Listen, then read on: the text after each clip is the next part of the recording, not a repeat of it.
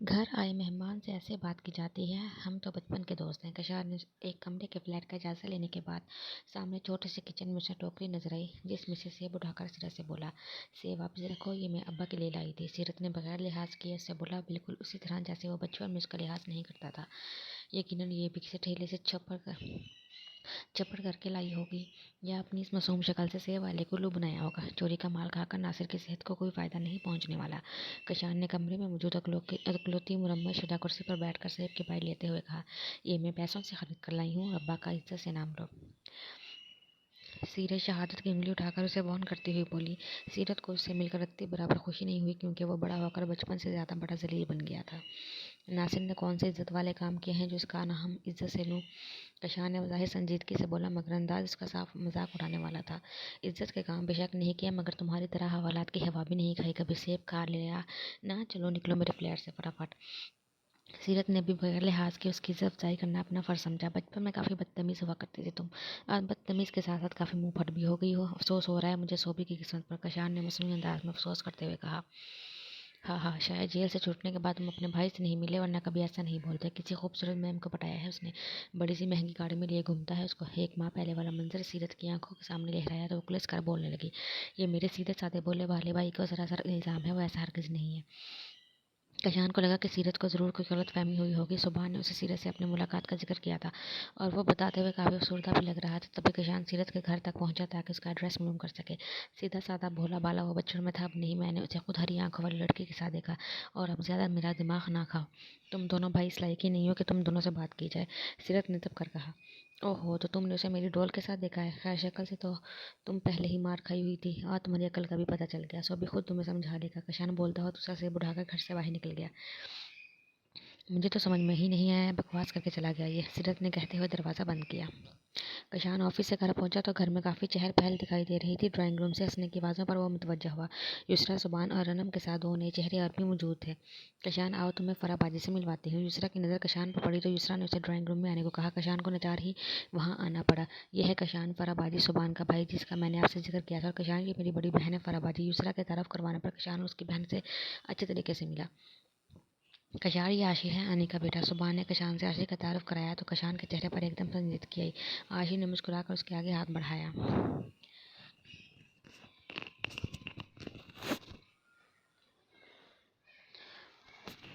सुबहान से काफ़ी जिक्र सुना है तुम्हारा, आशी ने खुश अखलाक़ी से कहा तो कशान के चेहरे पर बगैर मुस्कुराहट लाए उससे हाथ मिलाया। अच्छा, सोबी ने तुम्हारा कोई ख़ास जिक्र नहीं किया मुझसे? आशिर उसके हाथ की सख्ती उसकी आंखों में भी साफ महसूस कर गया, मगर कुछ बोला नहीं। एक्सक्यूज़ मी, आता हूँ मैं थोड़ी देर में, कशान कहता हुआ अपने रूम में आ गया। उसे फ़रा या आशिर का आना बुरा नहीं लगा, बल्कि रनम को आशिर के बराबर में बैठना, हंसकर उसके हाथ पर हाथ ताली मारकर बात करना बुरा लगा। तभी उसका मूड ख़राब हो गया। अभी भी कशान को अपने रूम में आशिर के किस्से सुनाने और रनम के हंसने की आवाज़ आ रही थी, जो उसे बर्दाश्त नहीं हुई। वो अपने रूम से निकलकर दोबारा ड्राइंग रूम में आया। रनम, तुम्हारी फ्रेंड की कॉल आई है लैंडलाइन पर। ड्राइंग रूम के दरवाजे पर खड़े होकर कशान ने रनम को मुखातिब किया और वहाँ से चला गया। रनम ने चौंक कर कशान को जाता देखा, क्योंकि कशान ने उसे पहली दफ़ा ही किसी दूसरे के सामने मुखातिब किया था, बड़े फ्रैंक अंदाज में। अभी आई। रनम आशिर और सुबान को कहकर ड्राइंग रूम से निकलकर हॉल में आई। ऊपर जाती सीढ़ियों के पास फ़ोन स्टैंड पर फ़ोन का रिसीवर उठा। हेलो। रनम ने फ़ोन का रिसीवर कान से लगा कर कहा तो पीछे से कशान ने आकर रिसीवर उसके हाथ से लेकर वापस क्रैडल पर रखा और उसका बाजू थाम कर सीढ़ी चढ़ने लगा। ये क्या कर रहे हैं आप? क्या हो गया है आपको? छोड़े मेरा बाजू। कशान के समझ पर रनम को हैरत हुई, मगर कशान ऐसा पोज कर रहा था जैसे उसे रनम की आवाज़ नहीं आ रही। वो तेजी से सीढ़ियाँ फैलांग रहा था, जिसकी वजह से रनम भी उसके साथ सीढ़ियाँ चढ़ने पर मजबूर थी। वह कशान के हाथों की सख्ती अपने बाजू पर महसूस कर सकती थी। रनम को उसके बेडरूम में लाकर उसका बाजू छोड़ा और बेडरूम का दरवाज़ा बंद करके उसके करीब आने लगा। ये क्या बदतमीजी है, मैं भैया को बोलूँगी। रनम ने अपना सुर्ख बाजू देखते हुए कशान को सुबान का नाम लेकर धमकी दी। पेपर कब से स्टार्ट है तुम्हारे? उसकी धमकी को खातिर में न लाते हुए रनम से अपनी बात का जवाब तलब करने लगा। कशान के मजीद करीब आने से वह दीवार से जा लगी और जल्दी से बोली, नेक्स्ट वीक। रनम के दीवार से लगने पर कशान ने दोनों हाथ दीवार पर टिकाकर उसकी फरार का रास्ता बंद किया। अब तुम मुझे बाहर हंसती हुई या बातें करती हुई नजर ना हो, अपने रूम में रहकर पेपर की तैयारी करो। आंखों में सख्ती, चेहरे पर संजीदगी लिए वह रनम को बोलने लगा। वो खामोश होकर हैरत से उसे देखेगी। समझ में आ रही है तुम्हें मेरी बात या मज़ीद समझाऊं? रनम के टिकटकी बांध कर देखने पर कशान अपना चेहरा उसके चेहरे के करीब लाकर पूछने लगा। तो रनम ने जल्दी से इस बात में सर हिलाया। कशान ने सरसरी नज़र उसके सुर्ख बाजू पर डाली जहाँ उसकी उंगलियों के निशानात मौजूद थे और रूम से निकल गया। रनम उसके रवैये पर हैरान रह गई, साथ ही से गुस्सा आने लगा। आखिर वो शख्स होता कौन है इस पर रोक जमाने वाला? वो अब आने के जाने के बाद सुबहान से इसकी शिकायत करने का इरादा रखती थी, मगर असली बुज़दिली की वजह से उस वक्त अपने रूम से बाहर नहीं निकली। डिनर के वक्त भी युसराज को रूम में बुलाने आई तो बुक्स बंद करके वो डाइनिंग टेबल पर आई। सब अपनी अपनी कुर्सी पर बड़े जमान थे। कशान के सामने वाली कुर्सी खाली थी। वो चुप करके उस पर बैठ गई। ये क्या, हम तुम्हारे घर तुमसे मिलने आए हैं, तुम अपने कमरे में जाकर बैठ गई? फरहान ने रनम को देखकर शिकवा किया। नहीं आनी, ऐसी बात नहीं है, पेपर होने वाले हैं तो पढ़ रही थी। रनम के जवाब पर कशान ने सर उठाए बगैर आंखें उठाकर रनम को देखा तो वो खाना खाने में मसरूफ हो गई। चलो, पढ़ पढ़ कर थक गई होगी, क्या इरादा है बाहर जाकर आइसक्रीम खाते हैं? आशिर ने मुस्कुराकर रनम को देखते हुए पूछा तो बेसाख्ता रनम की नज़रें कशान की तरफ उठी। वो भी उसी को देख रहा था। नहीं आशिर भाई, आज वाकई थक गई हूँ, मूड नहीं हो रहा, फिर कभी सही, रनम ने ज़बरदस्ती का मुस्कुराकर कहा। तो सुभान और आशिर हैरत से एक दूसरे को देखने लगे। ये रनम ये तुम ही हो ना, या कोई और है? भाई आज का दिन तो इस तरीके सुनहरी हरफों में लिखा जाएगा। रनम ने आइसक्रीम खाने से इनकार कर दिया। आशिर के बोलने पर कशान के अलावा सभी हंसती है। इस बात का मतलब मेरी बहन वाकई थक गई है। सुबान ने भी टुकड़ा लगाया। ओहो, परेशान मत करो आप इसे, तुम दोनों मिलकर। फरहान ने आशिर और सुबान को टोका। युसरा, तुम एक जवान बेटी की माँ हो, मगर फिर भी कल तुम्हें छोड़कर नहीं गुजरी। तुम कैसे एक जवान जहान लड़के को अपने घर में रख सकती हो? फरहान ने आज कशान को देखा तो अपनी बहन को अकल दिलाने की कोशिश की। बाजी, वो सुबान का भाई है, इस लिहाज से कोई खैर नहीं। अगर उसका किरदार मशकूक होता या वह ऐसा वैसा होता तो सुबान खुद ही से यहाँ पर कभी आने पर राजी नहीं होता। युसरा ने रसानी से बहन को समझाया। वो तो ठीक है, मगर फिर भी सुबान की तरह नहीं लगता मुझे। फरहान ने युसरा को अपनी राय दी। मेरे सुबान की तरह तो कोई हो भी नहीं सकता, आखिर को बेटा जो है वो मेरा। युसरा ने मुस्कुरा कर कहा। तब फरहा भी मुस्कुरा दी। इसमें कोई शक नहीं, बहुत प्यारा बच्चा है, लगता ही नहीं तुम्हारी औलाद नहीं, बिल्कुल सगी औलाद लगता है। बहरोज और तुम्हारी खैर में आज तुमसे यहाँ रनम के बारे में बात करने आई हूँ, और इस बात पर मैं अपने भाई साहब की मर्जी समझूँ और आशिर की तो बहुत ज़्यादा। युसरा, मैं चाहती हूँ कि रनम को आशिर की दुल्हन बनाकर अपने घर ले जाऊँ। फरहान ने यहाँ पर अपने आने का मकसद बयान करते हुए कहा। बाजी, रनम के लिए फ़िलहाल ऐसा कुछ सोचा नहीं मैंने। यह बहरोज़ ने, अभी तो वो पढ़ रही है, युसरा ने टालने के अंदाज में कहा। वो अपने बहनों की नेचर को भी अच्छी तरह जानती थी और दूसरा वो अपनी बेटी के लिए हर लिहाज से परफेक्ट इंसान चाहती थी। चलो, जब भी कभी ऐसा सोचो तो आशिर को अपने दिमाग में रखना। फरा की बात पर वो खामोश हो गई। अभी तक जाग रहे हो, सोए नहीं? कशान सुबहान के रूम में इससे बात करने की गर्ज से आया तो उसे रूम के टेरेस पर खड़ा दिखाई दिया। कशान चलता हुआ वहीं आ गया। नींद नहीं आ रही थी यार, सुबहान ने तारों को देखकर जवाब दिया। नींद नहीं आ रही थी तो यकीनन किसी की याद आ रही होगी, और जिसकी याद में तुम यहाँ खड़े होकर तारे गिन रहे हो उसका एड्रेस मुझे मालूम है, मगर क्या है ना, एक छोटा सा काम तुम्हें भी मेरा करना होगा। कशान के बोलने की देर से सुबहान ने उसकी तरफ मुड़कर बेसाख्ता उसको शानों से पकड़ा। सीरत से मिली हो तुम? काशी कैसी है वो और कहाँ है, प्लीज़ जल्दी बताओ। इतना परेशान था वो जब से उसने सीरत के बारे में सुना था। वो यही सोच रहा था आखिर कहाँ ढूंढे इसे। धीरज मेरे भाई, आराम से यार, तुम तो मुझसे भी ज़्यादा बेकरार निकले। कशान ने उसकी हालत को देखते हुए कहा। फिर अपनी और सीरत की कल वाली मुलाकात के बारे में सुबहान को बताया और साथ ही इसका एड्रेस भी बता दिया। मगर अभी भी सोच लो, पहले वो खुराने वाली बिल्ली थी और अब तो पंजे भी रखती है। कशान ने मुस्कुराते हुए सुबहान को आगाह किया। सुबहान आसमान की तरफ देखते हुए खुदा का शुक्र अदा करने लगा कि उसे सीरत के बारे में इल्म हुआ। तुम्हें नहीं मालूम काशी वो कितनी बेवकूफ़ है, पता नहीं क्या क्या करती फिर रही है। सुबहान ने तासुब से कहते हुए नफ़ी में सर हिलाया। मुझे तो ये सब बचपन से मालूम था, मैंने तुम्हें कहा था ना कि नासिर की बेटी एक दिन बहुत आगे जाएगी। कशान ने हंसते हुए पॉकेट से सिगरेट निकाली। लाइटर निकालकर सिगरेट से उड़ाने लगा। छोड़ी नहीं तुमने सिगरेट पीना, अच्छी आदत नहीं है ये काशी, सुबहान ने इसको देखते हुए कहा। आदतें अच्छी हों या बुरी, उन्हें जाते जाते वक्त लगता है। कशान चांद को देखते हुए कहने लगा। अच्छा तुम बताओ, क्या कह रहे थे थोड़ी देर पहले? कौन सा काम पड़ गया तुम्हें, किस चीज़ की ज़रूरत है या कुछ चाहिए? सुबहान ने कशान की तरफ देखकर पूछा। कशान अभी भी चांद को ही देख रहा था। सिगरेट का धुआं मुंह से खारिज करता हुआ बोला। हाँ, रनम चाहिए मुझे, शादी करना चाहता हूँ मैं उससे। कशान ने फ़ौरन अपनी दिली ख्वाहिश का इजहार किया, जिस पर सुबहान बिल्कुल ही चुप हो गया।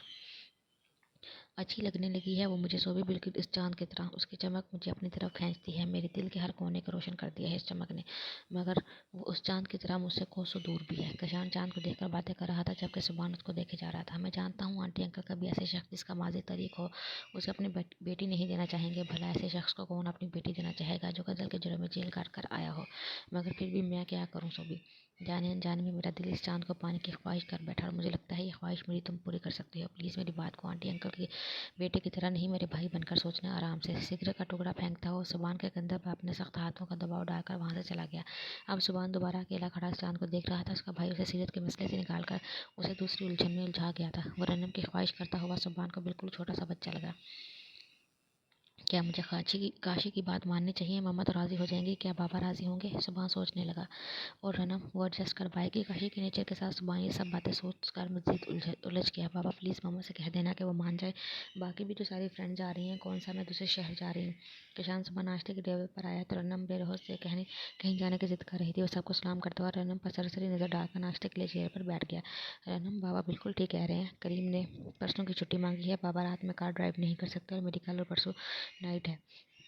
वैसे भी तुम्हारे सेमेस्टर से अगले हफ्ते से दोस्तों की मंगनियाँ अटेंड करना छोड़ो और पढ़ाई पर तवज्जो दो। सुबान ने रनम को बेहरों से जिद करता देखकर उसे संजीदगी से टोका। वो शाज़ो नादिर ही रनम की कोई बात टालता था, मगर जब वो बात मना कर देता था उसका मतलब था कि अब उसका का रनम बिल्कुल ना सोचे। रनम को लगा वही यशल की मंगनी में नहीं जा पाएगी, इसलिए मुंह लटकाकर चुप करके नाश्ता करने लगी। अगर कोई मसला है तो मैं छोड़ देता हूँ रनम को, परसों मैं फ्री हूँगा। रनम की ध्रुवी शक्ल देखकर कशान ने चाय का कप थामे अपनी बात मुकम्मल की। चाय का घूंट भरा। रनम समीर सब सर उठाकर उसको देखने लगे। अरे नहीं बेटा, तुम्हें परेशान होने की जरूरत नहीं है। रनम के तो आए दिन कहीं ना कहीं के प्रोग्राम बनते हैं और वैसे भी सुमान ठीक कह रहा है, इसके सेमेस्टर भी स्टार्ट होने वाले हैं। बहरोज ने सहूलत से मना करते हुए कहा। खैर परेशान होने की तो कोई बात नहीं। सोबी ने अपनी और आपकी ना जाने की वजह बताई। मैं फ्री था तो इसलिए जाने की पेशकश कर दी। कशान ने कंधे झुकाकर कहा और वो दोबारा नाश्ता करने लगा। ठीक है कशान, अगर तुम्हें कोई प्रॉब्लम नहीं है तो फिर रनम को छोड़ आना और लेके भी आ जाना। तुम भी तो घर के फर्द हो। यूसरा के बोलने पर सुबान और बहरोज यूसरा को देखने लगे, जबकि रनम ने जोर से चहकते हुए यूसरा को देखकर थैंक्स कहा। फिर उसकी नज़र कशान पर पड़ी। वो उसके खुश होने पर उसको स्माइल देते हुए देख रहा था। कशान के देखने पर रनम के लब सिकुड़े और दोबारा नाश्ता करने लगी। कल आने पर कितनी बदतमीजी से उसे बेडरूम में ले गया था, कितनी ज़ोर से उसका बाजू पकड़ा था अपने हथौड़े के माने सख्त हाथों से और उस किस तरह उसको डरा रहा था। रनम की नज़र में वो सिर्फ जुबान से शक्ल में मुशाबह रखता। नेचर तो उसकी बिल्कुल जलातों जैसी थी। ऊपर से गुस्से से वो उसे देखता भी ऐसे खा जाने वाली नज़रों से था जैसे सालम ही निगल लेगा। जो भी था वो उसके भैया जैसा बिल्कुल नहीं था। काशी रंडम को बहुत एहतियात से छोड़कर आना और लेकर आना। आजकल हालात ठीक नहीं है, ख्याल रखना इसका। सुबान कशान को देखकर कहने लगा तो कशान सर हिलाकर ऑफिस के लिए निकल गया। और मिस्टर कशान कैसे हैं आप? कोई प्रॉब्लम तो नहीं है आपको किसी तरह की ऑफिस में? माया 15 दिन के बाद अपनी मदर के पास से पाकिस्तान वापस लौटी थी और ये 15 दिन कशान ऑफिस में बड़ा रिलैक्स था, क्योंकि उसे माया बिल्कुल भी पसंद नहीं थी और किसी से नहीं, मगर कशान ने नोट किया था वो उससे काफ़ी फ्री होकर बात करती थी, इसलिए वो उसे अजीब चिक्कू टाइप लड़की लगती। उसके बरखिलाफ उसके वालिद शकीब साहिब अच्छे नेक इंसान थे, जिन्होंने उसे अपने ऑफिस में इसका काम देखते हुए इसे मैनेजर का अहदे का प्रोफाइज किया और साथ ही पुरकशी सैलरी भी उसको पे कर रहे थे। माया को वो बहुत हद तक शकीब साहिब की वजह से बर्दाश्त कर रहा था। नो मैम, मुझे कोई प्रॉब्लम नहीं, प्रॉब्लम होगी भी तो मैं अपनी प्रॉब्लम को सॉल्व करने का आती हूँ। आप टेंशन नहीं लें, ये कुछ अहम पॉइंट्स हैं, इन्हें देख लें, कल की मीटिंग में इसको डिस्कस किया जा सकता है। कशान ने बेकार बातों को नज़रअंदाज करते हुए फाइल उसके सामने बढ़ाते हुए कहा और काम की बात की। जी ये तो मैं देख लेती हूँ, मगर पहले आप मुझे ये बताएं आज शाम में आप बिजी तो नहीं? माया ने फाइल एक अदा से थाम कर साइड पर रखी। अपने दोनों हाथों की कोहनी टेबल पर टिकाकर थोड़ी के नीचे रखते हुए कहा। पॉइंट्स की डिस्कशन ज़्यादा ज़रूरी थी, मगर आप वो मुझसे डिस्कस कर ली थी कि वो ज़्यादा अच्छा होता। खैर ऑफिस टाइम के बाद मैं कहीं नहीं जाता। कशान ने बेजारी शो करते हुए उसे जवाब दिया। उसका यूँ बेजार होना भी माया को पसंद आया। ये ऑफिस की बातें मीटिंग की बातें तो होती रहेंगी, मुझे आपसे कुछ दूसरी बातें करनी है। आज आप मेरे साथ डिनर कर रहे हैं, होटल में बुक कर लेती हूँ। माया ने कॉन्फिडेंस से कशान को देखते हुए कहा। बात अगर ऑफिस के काम से रिलेटेड है तो आप ऑफिस आवर्स में ही कर लें, वरना फालतू की बातों के लिए तो मेरे पास वक्त नहीं। और यही बात ऑर्डर के डिनर की तो उसके लिए मुआज़, क्योंकि होटलिंग मुझे ख़ास पसंद नहीं। उसकी बढ़ती हुई जरूरत को देखकर कशान ने दो इनकार करके बात ख़त्म कर दी, रूम से निकल गया। दिखा लो नखरे कशान अहमद, आना तो तुम्हें मेरे पास ही है। माया उसे बाहर ज़्यादा देखकर सोचती हुई मुस्कुरा दी। वो सारी क्लासेस अटेंड करके 4 मिनट पहले ही फ्री हुई थी, तब उसका मोबाइल बजा। ओ करीम कितनी जल्दी आ गया है। रनम ने बैग से मोबाइल निकालते हुए सोचा, मगर अननोन नंबर देखकर वो सोच में पड़ गई कौन हो सकता है। रनम बाहर आओ जल्दी। कॉल रिसीव करते ही हेलो बोलने से पहले रनम को अपने कानों में आवाज़ सुनाई दी। कौन बोल रहा है? रनम ने ना समझे से पूछा। कशान बात कर रहा हूँ, तुम्हारी यूनिवर्सिटी के बाहर तुम्हारा वेट कर रहा हूँ, जल्दी आओ। कशान ने कहकर कॉल काट दी। आज मैं की वजह से उसका मूड ख़राब हो रहा था, मगर रनम का ख्याल आते ही उसकी याद भी आई। करीम से यूनिवर्सिटी की टाइमिंग और रनम का नंबर लेकर करीम को मना करता हुआ वह खुद रनम की यूनिवर्सिटी उसको लेने पहुंच गया। थोड़ी देर में उसे रनम यूनिवर्सिटी के गेट से निकलती हुई नजर आई। रेड कलर की शॉर्ट कमीज के साथ हम रंग दुपट्टा गले में डाले वाइट ट्राउजर पहनी उसे अपनी तरफ आती दिखाई दी। थोड़ी देर में करीम आता होगा मुझे लेने के लिए। कशान ने कार का दरवाज़ा खोला तो उसने खिड़की से झांकते हुए कहा, वो नहीं आएगा, उसे मैं मना कर चुका हूँ, कार में बैठो। कशान ने रनम को देखते हुए जवाब दिया। मगर उसे आपने क्यों मना किया? रनम ने हैरत से पूछा। सारी बातें इस गर्मी में तुम्हें यहीं खड़े होकर पूछनी है, कार में बैठो। कशान ने दोबारा संजीदगी से बोला, बल्कि ऑर्डर दिया। रनम थोड़ा हिचकिचाते हुए कार में बैठ गई। वैसे भी यशल उसकी एंगेजमेंट में इसी के साथ जाना था। आज सुबह ही तो सपन के मना करने पर उसने ये अनायत रनम पर की थी। रनम के बैठते ही कशान ने कार स्टार्ट कर दी। कार में मुकम्मल खामोशी थी। कशान ने ड्राइविंग के दरमियान रनम पर नजर डाली। वो हाथ में मौजूद टिश्यू को बार बार उंगली में रोल कर रही थी। कशान समझ गया शायद वो नर्वस हो रही है, पर ऐसे तो काम नहीं चलेगा। कशान ने सोचा। फिर कुछ याद आने पर उसने कार घर से दूसरी साइड पर मोड़ी। हम यहाँ क्यों आए हैं? आइसक्रीम पार्लर के पास। गाड़ी रोकी तो रनम ने परेशान होकर कशान से पूछा, लोग यहाँ क्यों आते हैं? चलो उतरो गाड़ी से। कशान बोलने के साथ ही खुद भी कार का दरवाज़ा खोलकर उतर गया। नचार रनम को भी कार से उतरना पड़ा। ये शख्स से अजीब ही लगता था। जब भी उससे टकराव होता था हमेशा रोज माता था। हंसकर बातों को सिर्फ बाकी घर वालों से करता था। मालूम नहीं मैंने क्या बिगाड़ा है इसका। काश अच्छी शक्ल होने के साथ साथ इसका अखलाक भी अच्छा होता तो भला क्या जाता। रनम कार से उतरने के बाद उसको देखते हुए सोचने लगी, आप नहीं खाएंगे आइसक्रीम? अपने सामने आइसक्रीम का बाउल देखकर रनम ने झिझकते हुए कशान से पूछा, जो किसी को देख रहा था। आइसक्रीम मुझे कुछ खास पसंद नहीं है, तुम बताओ आइसक्रीम के अलावा तुम्हें और क्या क्या पसंद है? अजनबियत की दीवार गिराने के गर्ज से कशान ने उसे सवाल किया। मुझे बारिश में भीगना पसंद है, मूवीज़ देखना पसंद है, सिंगिंग, मम्मा के हाथ का चाउमीन, भैया के साथ बैडमिंटन खेलना और लॉन्ग ड्राइव, फ्रेंड्स के साथ आउटिंग, शॉपिंग वगैरह वगैरह। और आपको क्या पसंद है? मेरा दोस्ती का आगाज में हो चुका था, इसलिए रनम ने आइसक्रीम खाते हुए से पूछा। मुझे ये तुम्हारी आंखों का कलर पसंद है। कशान के संजीदगी से बोलने पर रनम का मुंह में जाता हुआ चमचा वहीं रुक गया। वो चुप करके उसे देखने लगी। क्या हुआ? कशान ने दोबारा उसको नर्वस देखकर सवाल किया। घर चले? रनम ने घबरा कर कहा। चलते हैं, आइसक्रीम खाओ पहले अपनी। कशान नरमी से उसको देखकर बोला। इस वक्त रनम को वो रह रहकर कशान के नरम लहजे और खुद से बातें करने पर हैरत हो रही थी। अब नहीं खाई जाएगी, रनम ने टेबल को घूरते हुए बोला। अब क्यों नहीं खाई जाएगी? अब ऐसा क्या हो गया? वो इसकी कैफे से लुत्फ उठाता हुआ बोला, मम्मा वेट कर रही होंगी, मुझे मम्मा के पास जाना है। रनम उसकी बातों और देखने का अंदाज से कंफ्यूज होने लगी।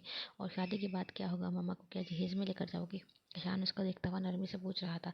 आप ऐसी बातें क्यों कर रहे हैं मुझसे? रनम ने अपनी हथेली में आई नमी को टिश्यू में जज्ब करते हुए कहा, क्यों तुम्हें ऐसी बातें अच्छी नहीं लग रही? कशान ने मुस्कुराहट छुपाकर उसको देखते हुए पूछा तो रनम ने बगैर उसे देखे नफी में सर हिलाया। अच्छा तो फिर बताओ कैसे बातें करूं तुमसे? कशान की बात पर उसने कोई जवाब नहीं दिया। कशान को लगा और वो उससे और कुछ बोलेगा तो वो यहीं बैठकर रोना शुरू कर देगी। चलो ऐसी वैसी बातें छोड़ो, काम की बात सुनो। एक माँ है तुम्हारे पास, या तो कुकिंग की क्लास ले लो या घर में कुक से खाना बनाना सीख लो। कशान की बात पर रनम ने नजरें उठाकर कशान को देखा। मगर क्यों? सब आंखों में हैरत समाई उसने पूछा। इसलिए कि मुझे घर का बना हुआ खाना पसंद है। कशान के कहने के साथ ही उठा तो रनम भी उठ के उसके पीछे चलती और उसकी बात पर गौर करने लगी। वो अब राहते जान, बहुत ज़ोर से प्यास लगी है। वो दोनों आइसक्रीम पार्लर से बाहर निकले तो लड़के वहीं खड़े रनम को देखकर हाँकने लगे। वो यकीनन रनम के लाल कपड़ों को देखकर इस पर फिक्रा कस रहे थे। कशान को गुस्सा आने लगा। जाओ कार में बैठो। कशान ने रनम को कार की चाबी देते हुए कहा। रनम ने उसके चेहरे पर गुस्से के इज़हार देखे, चुप करके उसके हाथ से चाबी ली और वहाँ से चली गई। उसके जाने के बाद कशान इन लड़कों के पास आया और आने के साथ ही फिक्रा कसने वाले लड़के के मुंह पर जोरदार थप्पड़ मारा। लड़का बिल्कुल झींगर सा था जब एक थप्पड़ में नीचे गिर गया। कुछ तशवी हुई या और बुझाऊं तेरी प्यास? या चलते आदमी ने कशान को पकड़ा। कशान अपना आप छुड़ाकर उसे पूछने लगा। वो लड़का माफी मांगता हुआ वहां से भाग निकला। कशान आकर गाड़ी में बैठा, कार स्टार्ट कर दी। घर आने तक रनम ने की नक्कियों से 2 बार कशान को देखा। उसके चेहरे पर सख्त आंसू छाए हुए थे, जिसे देखकर रनम ने उसे मुखातिब करने की हिम्मत नहीं की। थोड़ी देर पहले वाली नरमी अब संजीदगी में हायल हो गई थी। अगर वो अच्छे से बात करे तो शायद इतना बुरा भी नहीं लगे। रनम की नक्कियों से इसको देखते हुए सोचने लगे। घर के पास गाड़ी रुकी तो रनम कार से उतर गई। हाथ छोड़ो मेरा, वरना उल्टे हाथ का मुंह पर दूंगी, सीरत कांस्टेबल से कहते हुए उसे हाथ छुड़ाकर खुद पुलिस स्टेशन के अंदर दाखिल हुई, जहां सुबान उसे देखकर हैरान हुआ। वहीं सीरत सुबान को पुलिस यूनिफॉर्म में देखकर डबल हैरान हुई। ये देखिए सर, आजकल की लड़कियां मर्दों से बराबरी करने के चक्कर में मर्दों की तरह पॉकेट मारने लगी हैं। कांस्टेबल ने सुबान को मुखातिब करते हुए कहा। बकवास कर रहा था वो आदमी, इसका वॉलेट नीचे गिरा हुआ था, मैंने उसे उठाकर देने की कोशिश की, उसने मुझ पर चोरी का इल्जाम लगाकर तुम्हें बता दिया। सुबान को देखकर वो बगैर शर्मिंदा हुए डटाई से झूठ बोलते हुए कांस्टेबल से बोली, ओ बीबी, जितने पैसों का तुम आटा खरीद कर खाती हो इतने का मैं भी खाता हूँ, बेवकूफ़ समझा हुआ है क्या? एक तो चोरी, ऊपर से सीना चोरी। कांस्टेबल ने सीरत को देखकर कहा, अगर अब तुमने मुझे चोर कहा तो मैं मुक्का मारकर तुम्हारी नाक तोड़ दूंगी। सीरत गुस्सा करके दबते हुए बोली, क्योंकि वो कांस्टेबल से सुबान के सामने बार बार चोर कह रहा था। तमीज से बात करो, ये पुलिस स्टेशन है, कोई पहलवान का उखाड़ा नहीं है और तुम पुलिस स्टेशन के अंदर एक पुलिस वाले से बदतमीजी कर रही हो। सीरत के बोलने पर सुबान तेज आवाज में सख्त लहजा अख्तियार करते हुए बोला। सुबान को गुस्से में देखा सीरत और कांस्टेबल दोनों ही चुप हो गए। सर, क्या करना है इस लड़की का? कांस्टेबल ने कंधा खनखारते हुए सुबान से पूछा। ड्यूटी पर जाओ अपनी। कांस्टेबल पर सख्त निगाह डालकर सुबान ने उसे मुखातिब किया और सुबान का सलूट मारता हुआ वहां से चला गया। चलो, सुबान ने सीरत को देखकर इतने ही कहा, खुद पुलिस स्टेशन से बाहर निकल गया। सीरत को भी इसके पीछे बाहर आना पड़ा। कहाँ लेकर जा रहे हो मुझे? गाड़ी की तरफ बढ़ता देखकर सीरत ने सुबान को मुखातिब किया। सीरत, अपना मुंह बंद रखो और चुप करके गाड़ी में बैठो। कशान के बताए हुए एड्रेस पर पिछले 2 दिन से लगातार जा रहा था, मगर उसे वहां पर ताला लगा मिल रहा था। बराबर वालों से पूछने पर इनका बाप बेटी का कोई अता पता या आने जाने का टाइम मुकर्रर नहीं था। मगर आज सीरत को पुलिस स्टेशन में देखकर उसे शदीद गुस्सा आया।